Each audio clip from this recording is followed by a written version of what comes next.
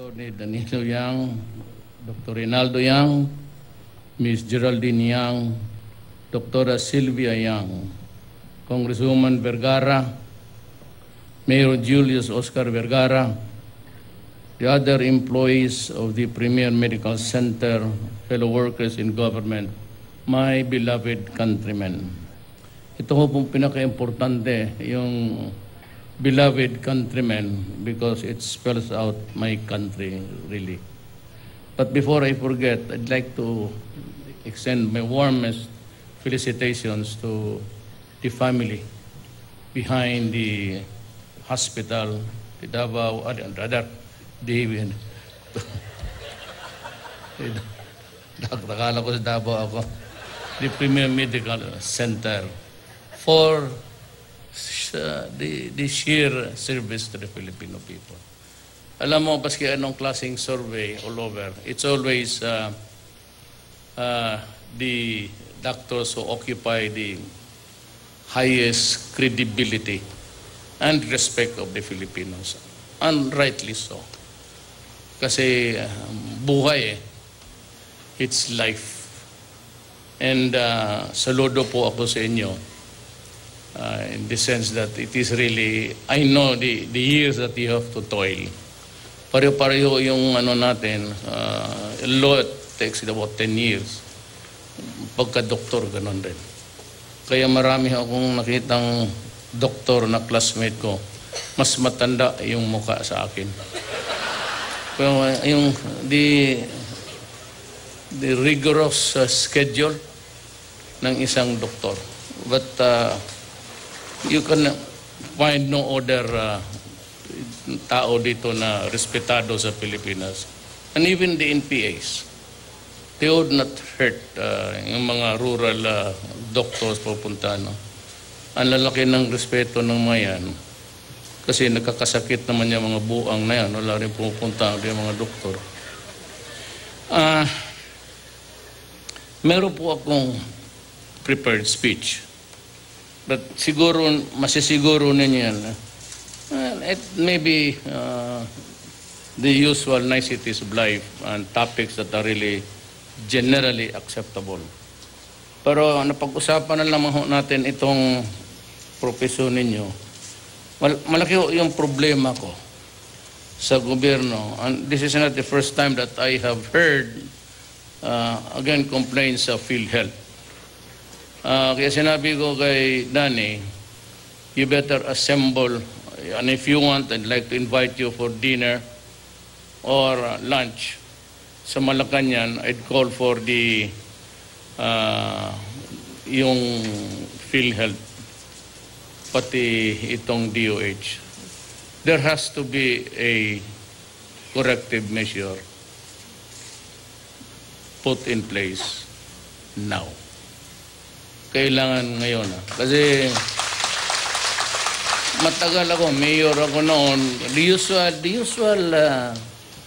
usual little things that would amount to huge corruption in the final analysis. So kailangan ito gagawin na ngayon. Kaya nung pagdating ko, I was in the holding room and we had a short tea. I said that pumunta kayo and everybody would be interested. But my office could only accommodate so much. But give me a list because I invite all others, especially from the medical associations, to pitch in their word or two so that I can formulate new policies. Walain natin yung corruption. No? Madali lang yan. All we have to do is supportahan lang ninyo. And the only thing really that needs to be done is for the people to be assertive. Do not give in to anything that is out of the way or totally outright wrong. Kayong lahat ng sa gobyerno, if you are dealing with the transacting public, the taxpayers, I have this to say. Now is not the time to do it. Maybe some, hindi kayo dito ngayon, probably have been doing it for several years. BIR, customs, lahat yan. Sabi ko sa kanila, well, you have had your heydays, your fun and glory. But this time, at my time, pakilang po kasi sa mga 6 years, little bit of sacrifice. I know that you'd go home less than what you used to bring when you were there in the previous administration. Ako po'y nanalo, and alam naman ninyo, ni dito sa, well, except for my brothers and the one solitary soul that supported me, wala akong barangay captain, wala akong congressman, wala lahat. And that was all throughout the country. Not even in the hometown of my father. Ang nanay ko, Mindanao na. So, but the sheer majority of 6 million really was boggling. And I had to ask myself, had to direct myself to God directly. What do you intend me to do? Kasi, actually, I did not expect really to win. But I was there because nobody was talking about Mindanao, our problem. And hindi alam ng lahat, this could really cause a fissure in the country, and maybe a permanent one, which we do not like to happen. And nobody was talking about drugs, which was really flooding the country. When I was mayor, I did not realize that it was that in magnitude. Alam ko because yung doon sa barangay, ganon may droga, dito doon. But hardly an overall, a bird's eye view of what was happening to the country. Now, when I became president, I already had the access to all information. And I found out to my horror that really 3 years or 4 years or 5 years, hindi bababa yan sa 3 years, we were already in narco-politic country. Kasi karamihan ng mga barangay captains, pati municipal mayors, without really, no offense intended, at pinakita ko naman rin kasi sa inyo, to my horror, gano'n na karami. So Santiago, General, during his PDEA days, pegged it at about 3 million. Me, at the end of the year, nag-breach na ako ng 1 million and still counting. Ang paghinakit ko dito, what is really raging in my heart is that you are making so many slaves, millions of them, in my country. Hindi ko matanggap yan. Honestly, hindi ko talaga matanggap yan. They are slaves to a chemical and making the people very rich. Kayong medyo umabot ng mabuting buhay. I'll ask you, at what time during your marriage life, when you were building together a conjugal thing, kailan umabot sa inyo ang milyon ninyo? And I'd like to ask the billionaires, when was the first time you became a billionaire? For how many years did you really work for it? Mga droga, may kompetensya ang manegosyanteng legit. What? Drugs. Overnight, they become a sensation. So ito tong mga to, hindi naman ako walang pinag-aralan ang mga lakas ng loob, pati the greed. Overnight, one transaction, pag nakapalusot ka ng, kagaya nung sa San Juan, sabihin ko sa inyo sa totoo lang, kung nandoon ako sa Manila noon, at nalaman ko may raid ang NBI tapos gano'n karami, I would have gone there. At dinala ko yung sa likod yung mga top at pinagbabaril ko. And I would proclaim yan, sa harap ko yung Nationwide TV. Ayan, nandahan lahat yan, kaya susunod-sunod niyang mga yan eh. Kasi naghanap ng mali. Hindi ako nakakamali. Talagang papatayin kita. Ayan. Kayo ang nagkamali. Kayo patayin ko. Hindi ako nagkamali. Trabaho ko yan eh. Hindi ko matatanggap yan. Kaya yung dynamics ko sa simbahan, sa ibang human rights, pati Amerika, I really don't give a shit. Hindi naman kayo ang pumili sa aking presidente, ang Pilipino. So, ang Pilipino, ang poprotektahan ko. Now,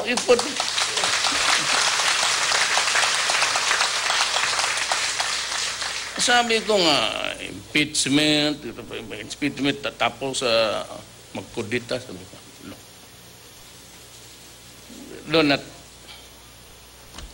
F me with that kind of talk. Because I live by destiny. First of all, I became a president by sheer destiny. And destiny is God. Whoever thought that Edwin, wala naman akong pera, coming in from the cold Mindanao, that's just the last city facing the Malacca Strait. On a clear day, I can see the Australians there, the women swimming in. Nakikita ko yung Australiano doon. So, I took it upon myself to characterize the whole thing. I said, maybe, baka akong pinapanalo kasi ako lang rin talaga ang pumapatay. Kasi gano'n. No. 4 million Filipino. All reduced to slavery. Tapos marami ang yumaman. Marami ang nagbilyonaryo. At sa bagay, tingnan mo kung saan sila ka ngayon. Di, nasa gumaganda. Makita ko, punta ko doon sa tatay ko. Sino yung magandang museum? Ngayon yung sa sir, yung drug lord na putang ina. Sa kamatayan niya. So, pinatawag ko, and the mayors would tell you, and I'd be calling for the governors. Prangkahan ko, sila pinangkahan ko mga mayor. Hindi sila, hindi kayo, mga mayor, Mindanao, Visaya. So, huwag kayong magkamali. Talagang papatayin ko kayo. Kayong mga barangay captains, panahon ninyo. Panahon lang. Hihiritan ko kayong lahat. Somebody should go to prison for that. I will. No problem. I will rot in prison for the Filipino. There's no problem about that. I die. Now, just to make a visual impact on our problem. Sana yung aid ko?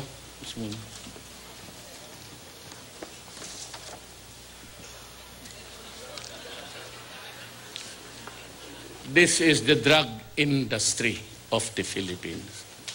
Now, anybody who just would want to take over and solve the problem, I can place you in a special commission.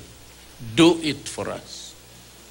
Kasi ako, even if Congress would give me about Carta Blanca to kill all of them, I would run out of bullets and I would not have the opportunity to do it all. Kung sino yung wise na kardinal, na bishop, na pare, o human rights, puro listahan yan. Karamihan dito, barangay captains, police,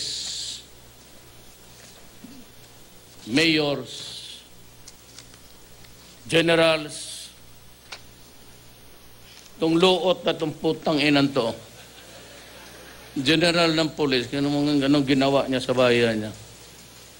I had a statement of assets and liabilities and he had 100 million because he was hard worker sa negosyo. 100 million? Hindi kita na insure. I'm not trying to belittle. Maybe you belong to a wealthy family. But 100 million?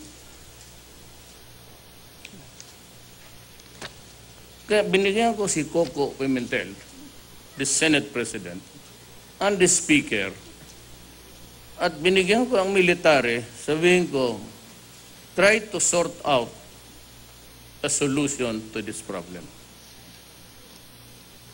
Kaya ito, that's 6,000. And they are spread all throughout the country, including dito. May mga drug lord dito, panahon lang yan.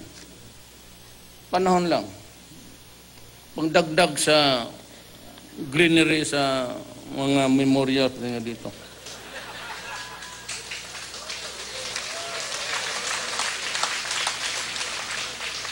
Kasi kung hindi ko gano'n, I can be a good boy actually. Holy ako eh. Ilang beses na ako holy, kaya dalawa na tuloy ang asawa ko. But I can be a extra decent person. All I have to do is just raise my hands. Yeah. I will not do anything that is a sin against God again.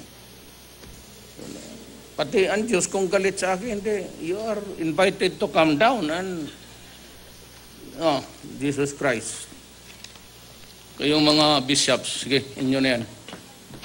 Try to just invoking hindi ko maintindihan talaga ang simbahan. Alam nila.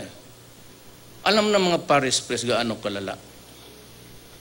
And yet, they say that extrajudicial killing. Lahat ng durog, alam mo naman, kayo dito alam niya, pagka ang tao bangag, lumalaban talaga yan. Itong mga, kaya dapat yung ibang pare magsyabo para maintindihan nila. I recommend 1 or 2 of the bishops.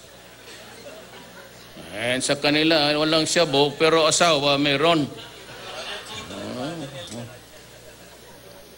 Pareho kami. Ako pati ang yung mga pare namin sa Davao, pareho. Tagdalawa, 3 asawa. Sus. Huwag na tayong all the hypocrisy of pretenders.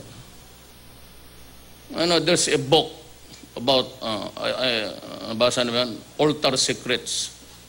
It was written by the writer, so yung narrator ng CBCP noon. You read the book, you will find all the sleazy. Meron yan. So, hindi lang, they're trying to suppress. Pati may isang film ngayon about homosexuality. Pinipigilan nila. Bakit mo pigilan? When you expose the frailties of your faithful, you are free to shout in the pulpit. But kung kayo exempted, anong klase yan? Lahat tayo.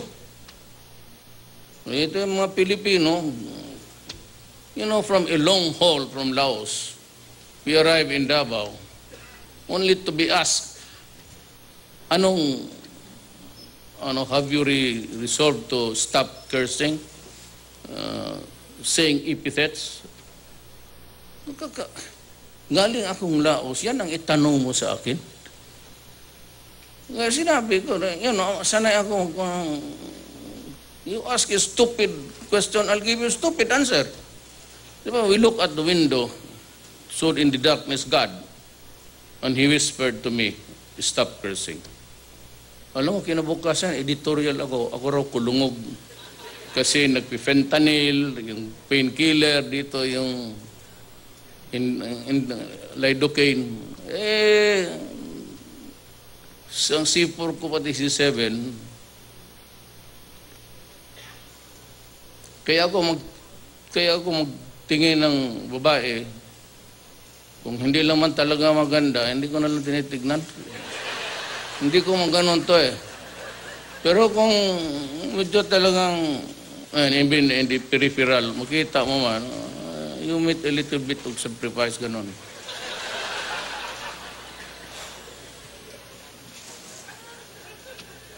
No, ako, do not treat me as just one of the, talagang, what you say is what you get. Ganon talaga, baski doon sa kami nagharap ni Obama. Sabi ko, you can go to hell. Ganito ha, look. America.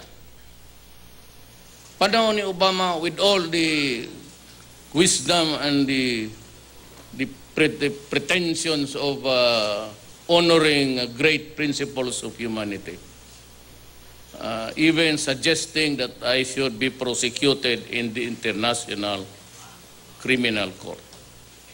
Nung nagbasa ako, ang mga unggoy, hindi pala membro ng International Criminal Court. Tang ina pagkahiporkuto ito. Bakit? Well, do you remember Panama? Anybody remembered Panama? They invaded the country because Panama was flooding the United States with drugs. They uprooted the president, shanghaied him to the United States, brought him to trial, and Noriega is serving sentence there. Kita mo pagkahiporkito ito mo. They went to Iraq on the pretext of a war in search for weapons of mass destruction. They found now, they undermined Saddam. They undermined Libya. Look at what's happening now. This is carnage. Kawawa ang, never mind about the Muslim, Christian, mga Hudyo. So the human beings, the Arabs are. When you talk to me, you better be prepared to go down to reality. Kasi dyan ako eh. I will point out to you what's wrong with the world. It's not really me. So yung droga na yan, yung corruption. Sinabi ko talaga, I even fired 2 brad namin sa fraternity. Earlier, talagang pinaalis ko. And I have fired so many itong LFTRB.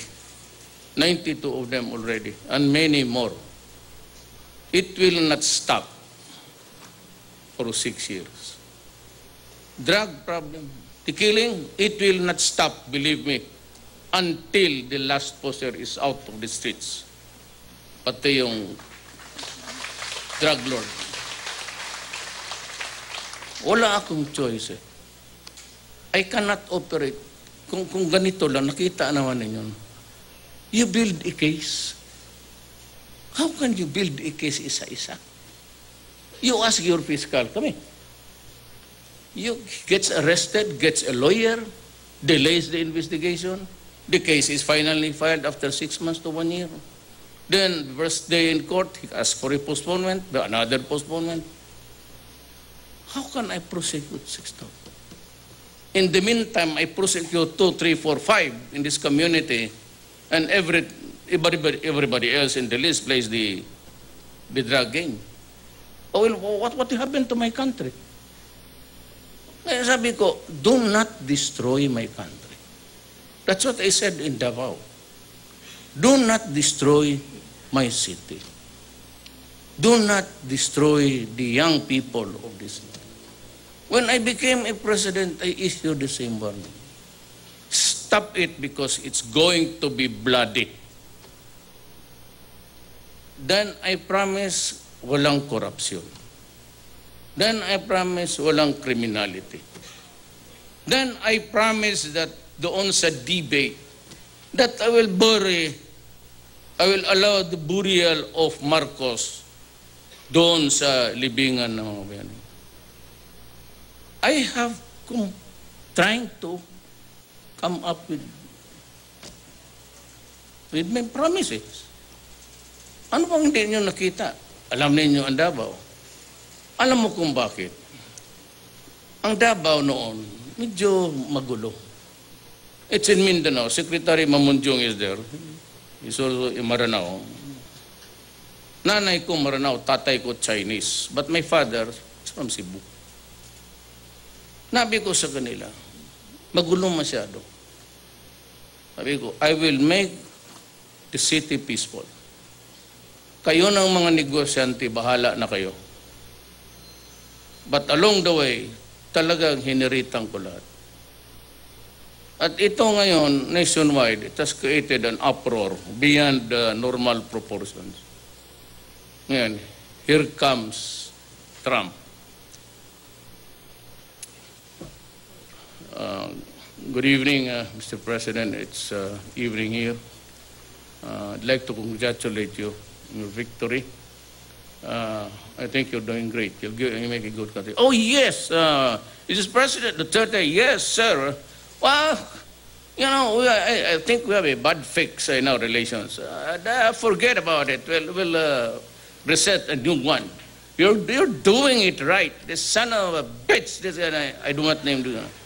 In the boundary, they're throwing... So sabihin ko sila, anong asal na sundin ko? The America mismo, with all its pretensions and hypocrisy, dalawa ang makukuha ko. Here is a guy who said, continue with what you're doing, it's good. And this is son of a bitch is also saying that I should go to prison. Do you see, no? Ang Constitution mismo ganito, sinira nila because of their hatred for Marcos. They came up with a Constitution. Abogado, marami man tayo dito. The President can declare martial law. But any citizen of this country can bring a petition to the Supreme Court to question on the legal basis for declaring martial law. But in the same paragraph, the President, after 60 days, should go to Congress for an extension, if he wants to. If he has to complete the slaughter. Ngayon, pagdating sa Supreme Court, sabihin ng Supreme Court, it is baseless. It does not amount to any legal basis. Sabihin ng Congress, go ahead, because it is the national security which is at stake. Kung magmangga yung dalawa, if they cannot agree, because the President usually and Congress are bedfellows, politiko. O ngayon, who decides now? Supreme Court sabi, wag. Sabi ng Congress, yes. Who decides? The sitting President. So ako, it will discourage me to become a despot because I now can interpret the law itself and it is final. Nag-aaway kayong dalawa, dito. Yun ang ibig kong sabihin. Ito namang newspaper, Duterte martial law. I will not declare martial law. At kung mag-declare ako ng martial law, hindi ako mag-ingay. At magtanong anong basis, putang ina ka, wala kang pakialam. Basta tumahimik kayong lahat. Ganon yan eh. Sino man ang gagong presidente mag-declare ako ng martial law o Supreme Court, pwede ba to? Congress, gano'n. Basta ako, it is not found in the Constitution. It is not written there.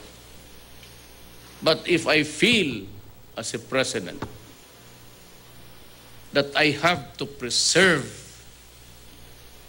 my country, I will declare myself. Pero kung sabihin lang ninyo na peace and order gano'n, ngayon, tama ang military. There is no compelling reason really. But I will just fill you in as the days to come. It's ISIS coming in very fast.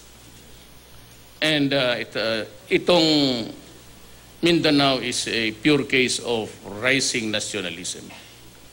Yung Mindanao, before Magellan came, more than 100 years was already Islam. Kaya pagdating ng Kachila pati tayo, there is no original Christian there. Kasi nandoon lahat, puro, ang Moro country was already Islam. So ang problema, yung rising nationalism sila Normi Suare, yung MILF, MN, they want their country back. Which is correct. Kanila yun eh. Kaming mga tatay ko, yung Kristiyano, pumunta lang doon, nakapag-asawa ng ang Mindanaoan.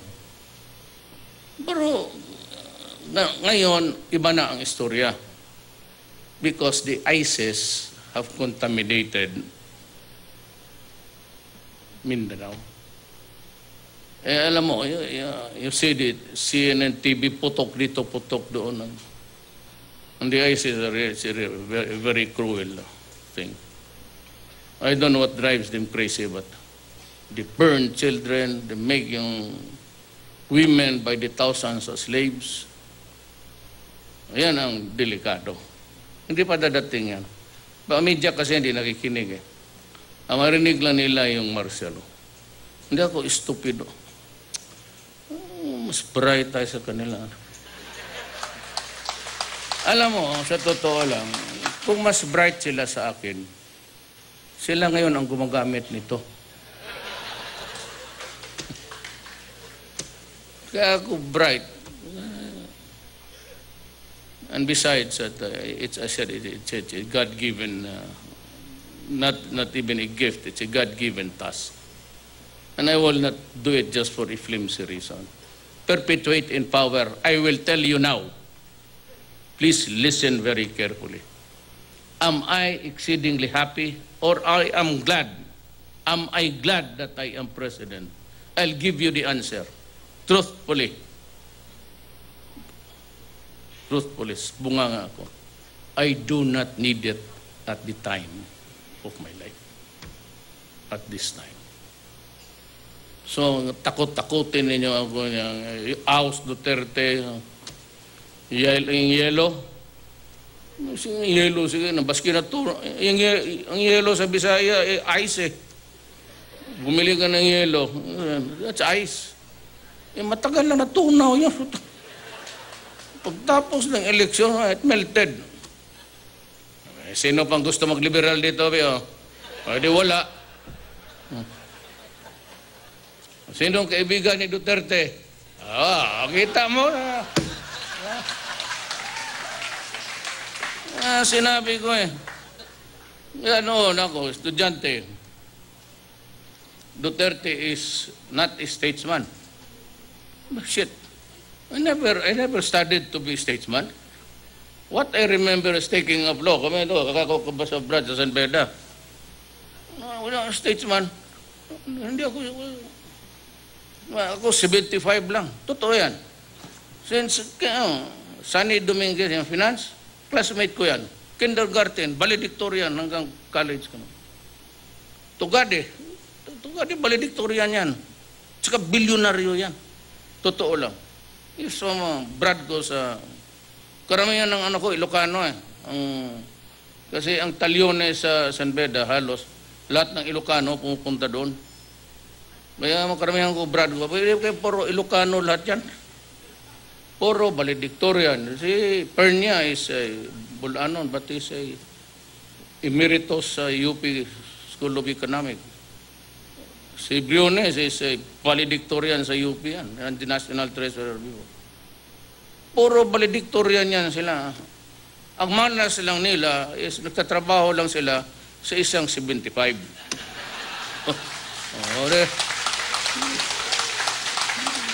Bakit ka pa mag-statesman dyan? Palukuan. Aral konti, inom konti sa Ligarda. Ang gagawin ito dyan sa bridge, Ligarda, pagbaba ako sa bridge, meron dyan, ice cold beer. Kung magtinginan kami ng mga brad ko na ulol, yung mga judge ngayon, kung sabihin ko lang sa inyo, hindi ko puro, walang ginawa yan, hindi mag-inom. But anyway, we passed the bar. And, I'm more of just a storyteller. I do not really give speeches. I just tiya-tinga. Tukatis lang tayo dito. Hindi kasi hindi ko ma-deliver ang message ko. Ay, wala man dito yung putang ina mo. Bakit tayo mong tumaya? Hindi lumalabas yung sentimento ko. Kasi baka dito marami pa rin. So kung nakikinig sila dito, aabotin talaga kayo. One day, there will be one day in your life na magkamali ka talaga. Expose yourself or whatever. Mayor na, Odicta was running the show on the western front of the Visayas. Yung Albuera, yung pinatay doon sa loob, sinabi nila sinalvage, whatever was, kaya yung Cebu is a very docile tribe. Mga Bulanon, ano yan sila? Docile. Ayaw mag-away, ayaw lahat. Basta mabait yan sila. To think that when I became president, it was flooded with drugs. Hindi ko alam itong putang inang mayor pala ng Albuera. Tapos kung magsagot na, ay wala, talagang walang katuto, politika lang yan. Kung pag-grade ng bayan niya, puno ng drug, ay putang ina ka. Pati ako bulahin, no. Patawag ko ang mga next, ang mga gobernador, sabihin ko talaga, warningan talaga ninyo yung, it's either I come out with my mission accomplished or I go out to the presidency in shame. Pusta ko dyan, pagka-presidente ko, pati buhay ko. Walang ano. Sana maintindihan ninyo ako lahat. I may not be the civil president.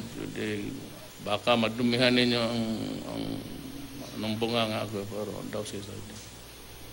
Ay, nang ayaw ninyong makinig sila, alam ko wala dito. Pero ayaw lang marinig, sabi ko nga, I will kill you. Kung mamatay ka, kagusto ka lang. Now, the bishops, the cardinals want to stop killing. Ayaw na ninyo ng gulo. All they have to do is to drop the Cebu. Tapon mo lang sa dagat, ang lawak ng dagat, mamili ka ng dagat, tapon mo dyan sa bukid, umuwi ka, kung anong kinita mo, magkontento ka na. Because if you continue, then magsasalubong talaga tayo. Whichever it goes, kung ako o ikaw, walang ano sa akin. But there has to be a solution to the problem. Maraming salamat po.